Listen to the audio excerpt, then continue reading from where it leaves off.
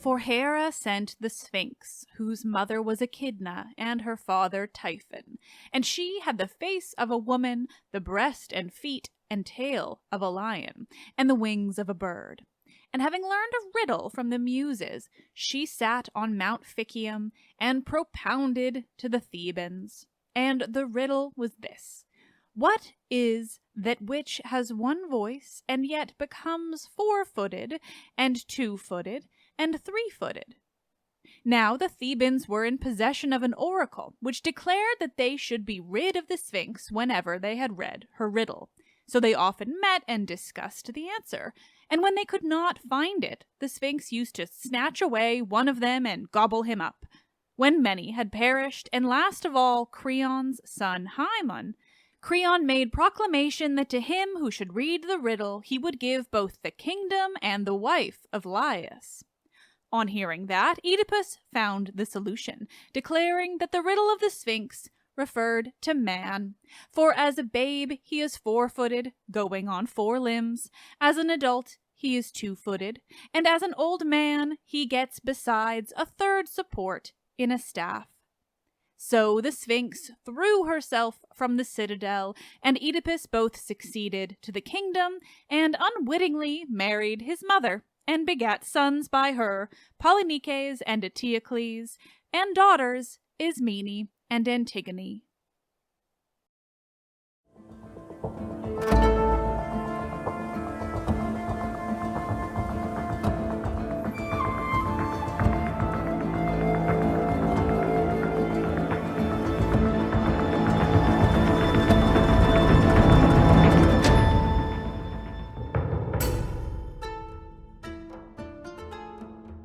Oh, hi, hello there. This is Let's Talk About Myths, baby. And I am your host, she who loves the ancient Greek city of Thebes more than any other, Liv.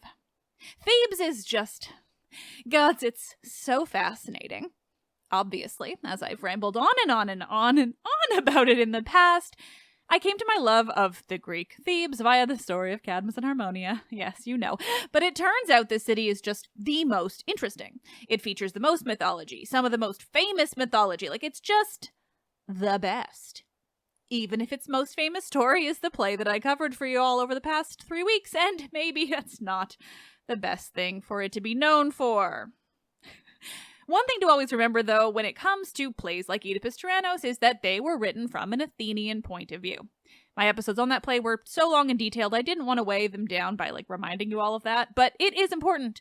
Sophocles, the tragedian behind Oedipus Tyrannos, was, like the other 2 surviving tragedians, an Athenian. He wrote his plays in Athens for an Athenian audience, but he just happened to feature this one in Thebes.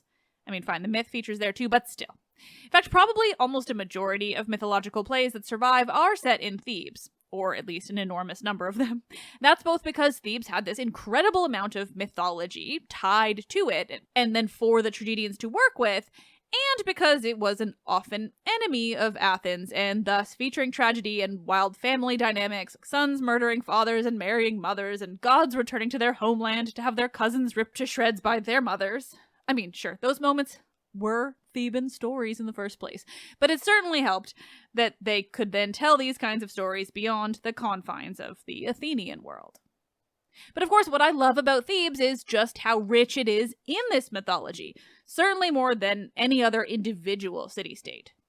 I've told you so many of its myths already, the story of Cadmus and Harmonia, and how they came to mythologically found the city, how their children have all of their own incredible and violent mythologies, Semele being the mother of Dionysus by Zeus, which left her dead, Pentheus being the son of Agawe, which left him dead at her hands. There's Ino, whose story had her transform into a sea goddess, and then Actaeon, who's another grandchild of Cadmus and Harmonia, and he was ripped to shreds by his own dogs.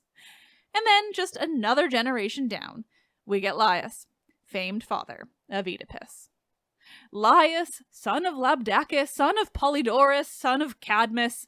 Laius, who most famously was the king when the city was being plagued by a certain Sphinx.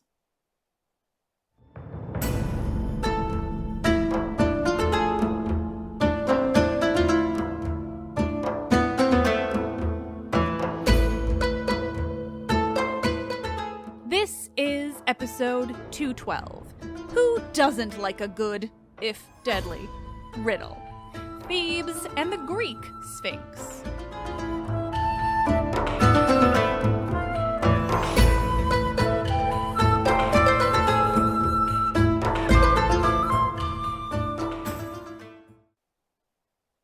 The story of the Sphinx in Thebes is a fascinating one, even if just because of its very specific and limited sourcing. We know that she was a very, very ancient creature. Visually, the Sphinx appears in absolutely countless places across the ancient Greek and wider Mediterranean world. She is regularly featured in architecture. She became a fixture just like all over the place. The later Roman writer Aelian even wrote of her, quote, "Every painter and every sculptor who devotes himself and has been trained to the practice of his art figures the Sphinx as winged." And fine, he's talking about her wings, but the point is, everyone knows a fucking Sphinx. But her story is far more limited than the visual representations of her, which, covered the ancient world. And the details of her time in Sphinx are even more so. First and foremost, though, the Greek Sphinx was a creature with a head of a woman, the body of a lion, and the wings of an eagle. She is different from the Egyptian Sphinx for a few reasons, but the most obvious one is that the Egyptian creature is gendered male, whereas the Greek is female. There are a few different ideas for who her monster parents might have been in the Greek mythology. Maybe she was a child of Orthus, the two-headed dog, often forgotten in favor of the more famous three-headed dog, and the Chimera, my personal favorite mythological monster from the East, lion, goat, snake, all in one. Or maybe the Sphinx was the child of Typhon and Echidna, those famous monsters who spawned all the other famous monsters. Now, I personally prefer the first option because the Chimera is the best. That possibility comes to us from none other than Hesiod, too, making it one of the oldest surviving sources for the Sphinx. Hesiod doesn't say much about her, just that those were her parents and that she was the bane of the Cadmeans, the Thebans. So even as far back as Hesiod, we know that the Sphinx was linked to Thebes. One thing about that, too, which has always fascinated me, but I don't know nearly enough to speak with any real confidence about the history and the why, but there's this connection with Egypt. I mean, the Sphinx features so famously in both of these ancient cultures, even though they're in these really distinct ways. Again, she's a woman in the Greek, and she has wings. But on top of that, we have the Thebes of it all. Mythologically, they say that the Greek Thebes was named for the Egyptian Thebes, but of course the Egyptian Thebes, when it was called that because it's Luxor now, was in itself, Thebes is a Greek name. Kind of like how it just very recently occurred to me, the etymology behind the word Mesopotamia. It's just been an ancient place and culture for so long in my head that I never considered the word itself, but I recently came upon a modern Greek town called Mesopotamo, and my brain just went, well, duh, literally just means between or in the middle of two rivers. Which, obviously, that's kind of the whole thing about ancient Mesopotamia is the Tigris and the Euphrates, but I digress because I love nerdy etymology. My point is that there has got to be some kind of additional connection with Egypt, but I don't know it. You're welcome for that incredibly salient tangent. Back to the Greek Sphinx. As I mentioned when I was covering Oedipus Tyrannos, though we have that mention of him and Jocasta, by her other name, Epicaste, as far back as Homer, we don't have much of their story in sources that survive from before Sophocles' play. So for the most part, we have to get the story from Oedipus Tyrannos and are left to wonder what Sophocles might have invented and why. He was, after all, creating a piece of art, entertainment. He wasn't necessarily concerned with keeping true to the source material that he had to work with and that we don't. And because of that, our questions about the Sphinx are only more pronounced, because she doesn't really feature in Sophocles' play at all, beyond mentions of her historical importance to Oedipus and his tyranny of Thebes. We simply know that he was the one who could finally solve her riddle and thus defeat her, saving the city from the terrorizing that she'd been doing. And then he was made the king because of it. But what did that terrorizing look like? What was that famous riddle? The answer to those questions, for the most part, come from much later sources. some of which I've already just read to you at the top of the episode. And, well, we have to return to the Laius of it all, the king of Thebes and first husband of Jocasta.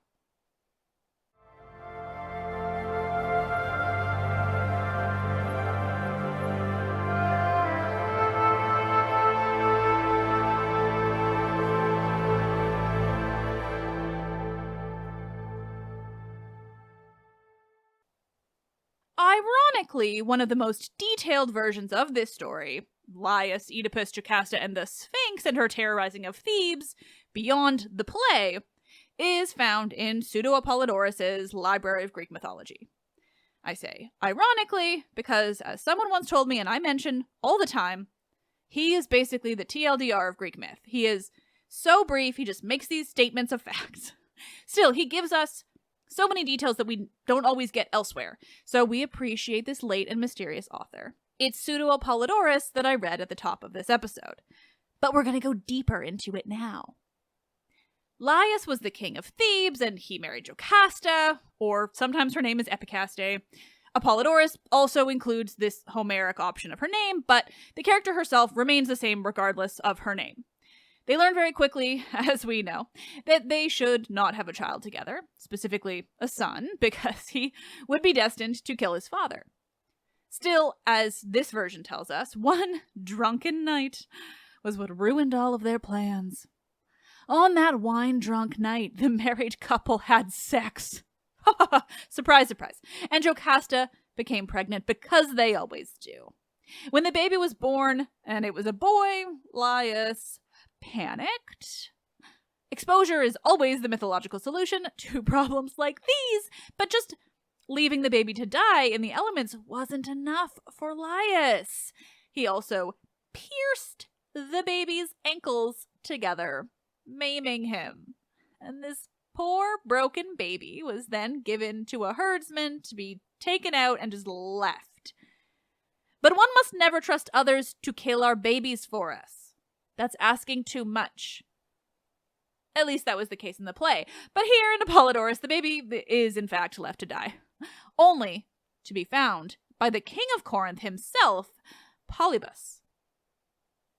Then things progress as we remember. The baby is raised as a prince of Corinth by the name of Oedipus, and eventually grows to wonder about his parentage and ask the oracle, and determines never to return home to Corinth, lest he do, as was destined by said oracle, kill his father and have sex with his mother.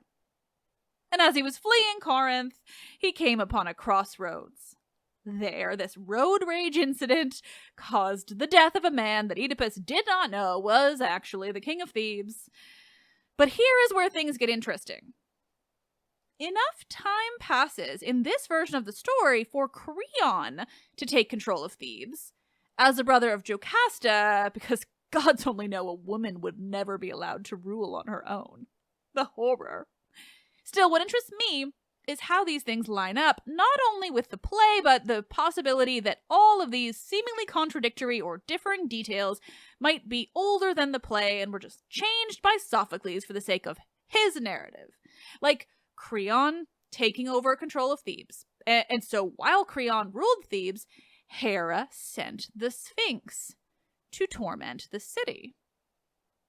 The beautiful and terrifying creature that was the Sphinx had learned a riddle from the muses themselves, and she had taken to asking those that came upon her to solve it. As I read at the top, the riddle was this, though translations of it vary slightly. What has one voice, walks on 4 legs, then 2, then 3. Sometimes it will specify time periods, like perhaps throughout the day the number of legs changes, or throughout life. Regardless, someone has to answer the riddle of this sort. The Thebans learned from the oracle that the only way to defeat this Sphinx, who also killed everyone who failed to answer her riddle, or maybe just ate people whole regardless of the riddle, was that they had to answer the riddle. So the Thebans would just get together, they would discuss this riddle, just like sort out their ideas, they would brainstorm. They couldn't, though, ever figure it out. And so many Theban men perished in the jaws of the Sphinx due to their inability to sort it. And finally, it was down to Creon's own son, Hymen, who attempted to answer the riddle like all the others, but he too died at her hands. In this version, because sometimes he's just alive. Regardless, it was at this death in this version that led Creon to announce that whoever could finally defeat her, answer her riddle, would be made King of Thebes and be given Creon's sister, Jocasta, to marry. And so shortly after this, Oedipus came along and he had the answer. Humans. As babies, they crawl on 4 limbs, and adults walk on 2, and then when they're elderly, they use a cane, giving the illusion of 3 legs. That wasn't actually an easy one. Like, I don't know if I'd get it. There's some easy riddles out there, but it's deceptive. With her riddle answered, the Sphinx throws herself off the citadel where she had sat for so long, terrorizing the city, and Oedipus becomes king.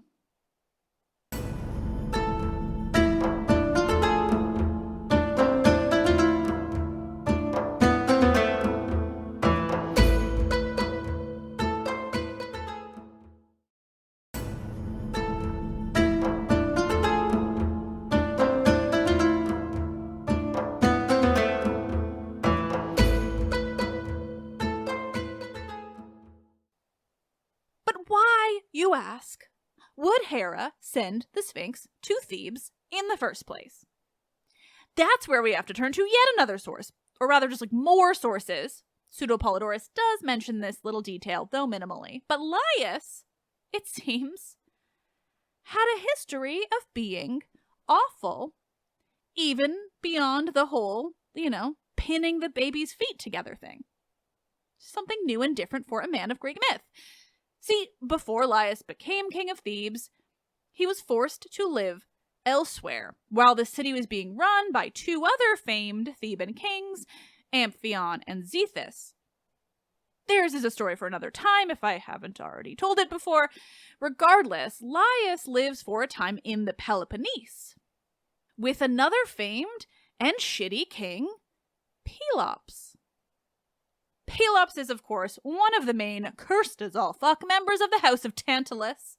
He's Tantalus' son, who was partially eaten by the gods before being mostly restored, but he goes on to curse his own family, and then his own children, Atreus and Thyestes, they keep it all going. We all know I love the curse.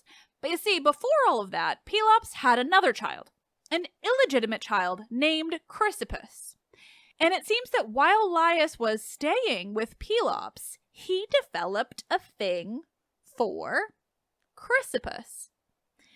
You know the one. The translations like to say he fell in love with Chrysippus, and I mean, hell, maybe he did, but he handled it poorly, and we don't know what Chrysippus thought about it, if anything at all. He probably wasn't into this weird old man that was there. Anyway, he abducted Chrysippus, and one can assume, because that is simply the story of abduction in myth, he raped him. And for this, Hera seeks to punish Laius by sending the Sphinx to Thebes. And yes, I realize this is tricky to understand, because the very same source suggests that the Sphinx didn't arrive until after Laius was already dead, which seems like a silly punishment, especially for something as horrifying as assaulting a young man. Regardless, this story of Laius assaulting Chrysippus seems to have been very widespread in the ancient world, though most of the sources are lost when it comes to any detail. But Euripides even had a lost play about Chrysippus and potentially his quote-unquote relationship with Laius. Still, yet again, I'm going to talk about a thing that Aelian said. So Aelian, as I mentioned earlier, was this later Roman writer, but he suggests the idea that actually Euripides wrote the play Chrysippus in honor of a man that he loved. He says, quote, "They say that the poet Euripides was also in love with the same Agathon. He is said to have composed the play Chrysippus in his honor. I am not able to state that as fact, but I can say that it is very frequently asserted." Euripides loved Agathon? Oh, my God, be still my heart. It just suits Euripides. We're believing Elian. Canon. This story, I'm sorry, this episode is wild, but there's so much good stuff in it. This story of Laius and Chrysippus, though it exists mostly in little fragments or like much later sources, is so interesting in the way it links two deeply famous mythological families and even the two most recent plays that I have covered on the podcast. Like Orestes is part of this deeply cursed line of Pelops, and between that familial line and the line of Thebes, we are talking essentially the two most famous and famously cursed dynasties of all Greek mythology. And here they are, not only linked by this somewhat lost moment in myth, but linked through tragedy. It also gives us another reason to dislike Laius and be happy for Jocasta's escape from him. For her finding real and lasting love after such a horrible husband, even if that love, well, turned out to be just a bit tragic in itself. Though their story is so fragmented, it's also really long-lasting. Between these mentions in Elian and another in Pseudo-Plutarch, that is like Plutarch's parallel lives, but seemingly one that we're not certain was written by the actual Plutarch, he goes into more detail when it comes to Laius and Chrysippus and their quote-unquote relationship. This story in possibly Plutarch adds a whole new level of intrigue and, well, just like really emphasizes that cursed as fuck family.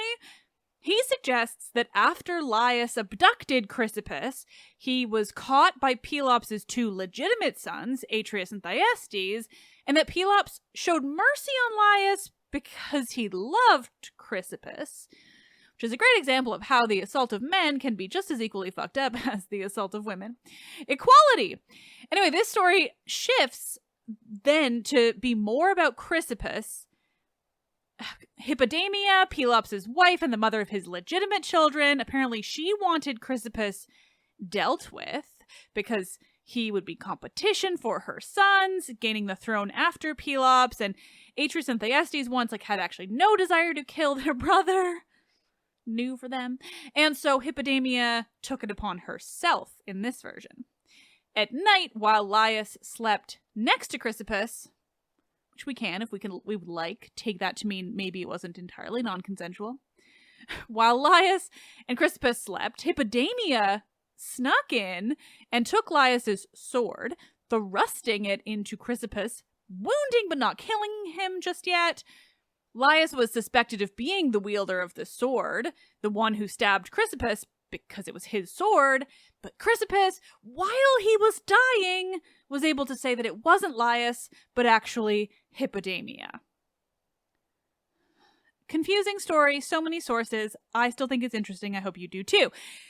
And hey, maybe we can see theirs as an actual romance if we want. There's a lot of... lately I've been trying to hold on to details like these that suggest that maybe things weren't always awful. Like if Chrysippus didn't want Laius to go down for his death and they were sleeping contentedly together, maybe it wasn't so bad.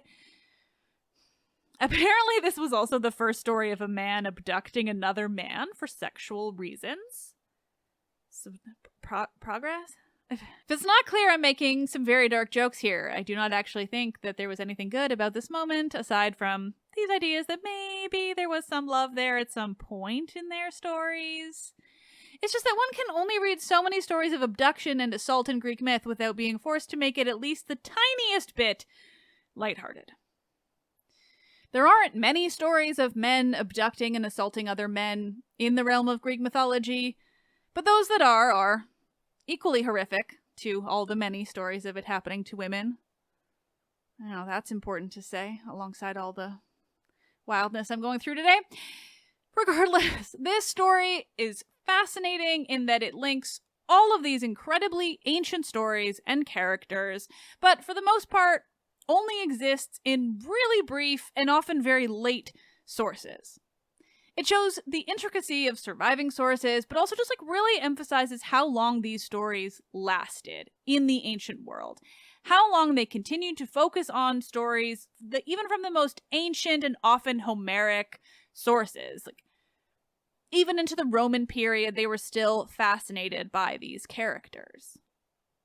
Of course, other versions of this alter details, like suggesting that it was at the Nemean Games that Laius abducted Chrysippus, finding him just too beautiful to resist, or that it was, in the end, Atreus and Thyestes who actually killed him on the order of their mother.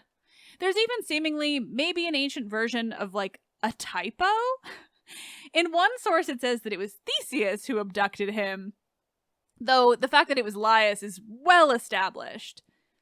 Not that we wouldn't put it past Theseus to do something like that, would we?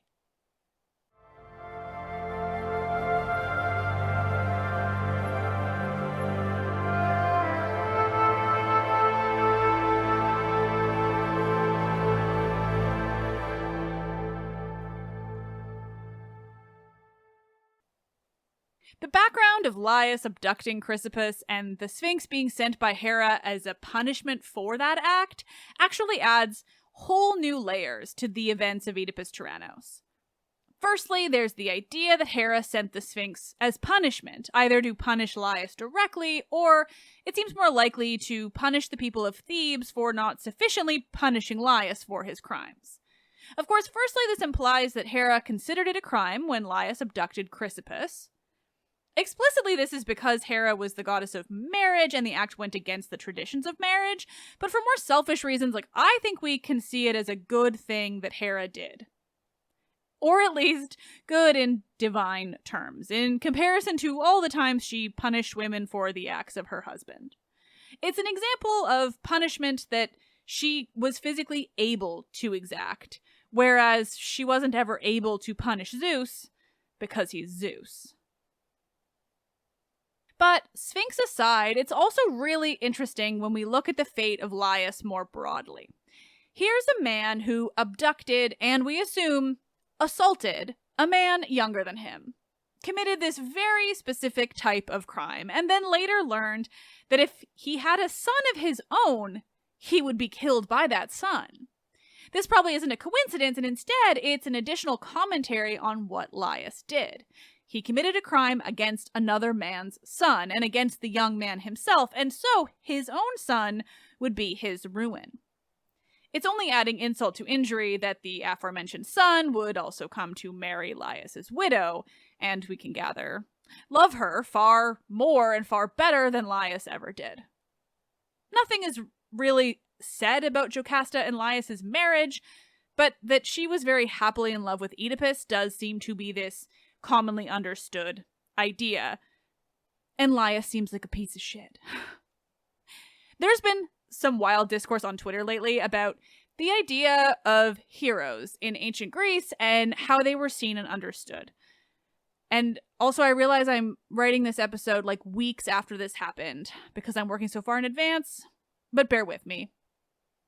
The discourse on that damned bird up was around Odysseus, specifically, but it revolved around right-wing traditionalist weirdos imagining that, young men of today don't have someone like Odysseus to emulate anymore, and so they're not learning about men like that in school, and thus, this generation is lost without manly, heroic men like Odysseus. It hinges on the idea that heroes were intended to be emulated in the Greek world. And that's just, seriously wrong. Enter Oedipus. Oedipus is famous for being a tragic hero, but he also fits with the general idea of what a hero was in Greek mythology, tragic or otherwise. He was tied to a certain city, Thebes, he went on a hero's quest, he defeated a famed mythical beast. He is, for all intents and purposes, a hero, just like Odysseus or anyone else. Save maybe Heracles, who was really in a category of his own. And yet, do the traditionalist right-wing fucking weirdos on the internet imagine that he should be emulated? The ancient Greeks didn't strive to emulate their heroes. They didn't look at Achilles and his rage and think, yeah, I want to be just like him. They saw aspects of him, like his skill and prowess, and might have intended to emulate such very specific things, but they didn't strive to be like the heroes as a whole. They didn't look at Odysseus and all the horrors he committed en route from Troy and think, yeah, I want that life. The modern, Western, white idea that this could have been the case in the ancient world is inextricably tied to the colonialist, white supremacist notions of ancient Greece and Rome that exist today. They have nothing to do with the actual ancient world. Like, these heroes did objectively awful things most of their lives in the stories. Anyway, I just need to tie up this episode, and that's all I could think about, so here we are. The ancient Greeks didn't look at Theseus and think they wanted to be just like him. They worshipped him as a hero, they appreciated what he did for their city, they respected and admired him, but they did not, by and large, strive to emulate their heroes. Because they had sense. But before I leave you on that depressing note, there's a Roman tragedy of Oedipus by Seneca, and while I haven't read the entire thing, or Seneca at all, actually, though one day we will look at his Medea, there's a great line by Oedipus in this play, and he speaks about his experience with the Sphinx. It isn't something we get in Sophocles, at all. It's the most, visceral and just, fun and violent description we have of the Sphinx. So I want to read it to you. Here goes. Far from me is the crime and shame of cowardice, and my valor knows not dastard fears. The Sphinx, weaving her words in darkling measures, I fled not. I faced the bloody jaws of this fell prophetess, and the ground white with scattered bones. And when from a lofty cliff, already hovering over her prey, she prepared her pinions, and, lashing her tail like a savage lion, stirred up her threatening wrath, I asked her riddle. Thereupon came a sound of dread, her jaws crashed, and her talons, brooking no delay, eager for my vitals, tore at the rocks. The lot's intricate, guile-entangled words, the grim riddle of the winged beast, I solved. Why, too late, do you now in madness pray for death? You had your chance to die. This scepter is your need of praise. This your reward for the Sphinx destroyed. That dust, that cursed dust of the artful monster is warring against me still. That pest which I destroyed is now destroying Thebes.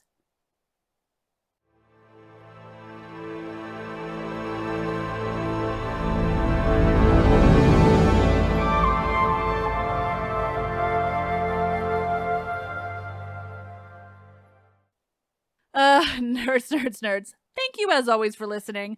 I didn't realize until I was recording it how kind of messy and incongruent this episode is. But here we are. I needed to tell it.